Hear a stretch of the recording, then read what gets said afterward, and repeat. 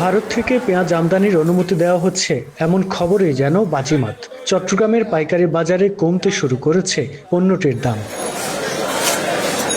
দেশের অন্যতম বড় পাইকারি বাজার চট্টগ্রামের খাতুনগঞ্জে পাইকারিতে গত সপ্তাহে পেঁয়াজ কেজি প্রতি ১১০ থেকে ১১৫ টাকায় বিক্রি হয়েছে।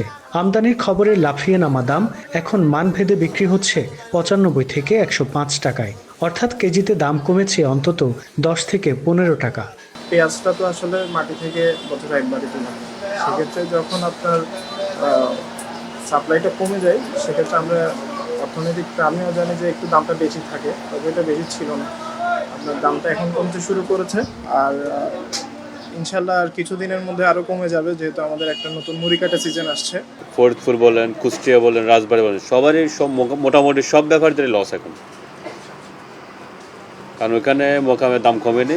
এখানে বাজারে এসে বাজারটাও পাচ্ছে না ওরা, আর বাজারটা তুলনামূলক বিক্রি কম, যার কারণে এই বাজার দামের উপর একটা প্রভাব পড়ছে। পাইকারিতে দাম কমলেও তার প্রভাব নেই খুচরা বাজারে। এখনও পেঁয়াজ বিক্রি হচ্ছে ১১০ থেকে ১২০ টাকা কেজি দরে, কোথাও কোথাও দাম ছুঁয়েছে ১২৫ টাকাও। পাইকারি বাজারের সঙ্গে কেন এই দামের ফারাক, এমন প্রশ্নে নানা অজুহাত খুচরা ব্যবসায়ীদের।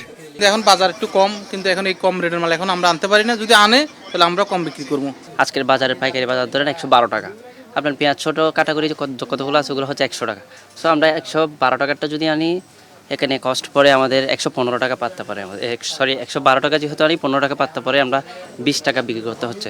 সুতরাং ছোটোগুলো হচ্ছে ১০০ টাকা, ছোটোগুলো ১০০ টাকা আনলে আমরা ১১০ টাকা বিক্রি করতে হয়। বিক্রি করতেছি মনে করেন যে ১১৫ টাকা থেকে ২০ টাকায়, আর বড়টা আমাদের কিনা পড়ে এখন প্রায় আপনার ১১২ টাকা ১৪ টাকা, ওটা ২৫ টাকার মতো বিক্রি করি আর কি এখন।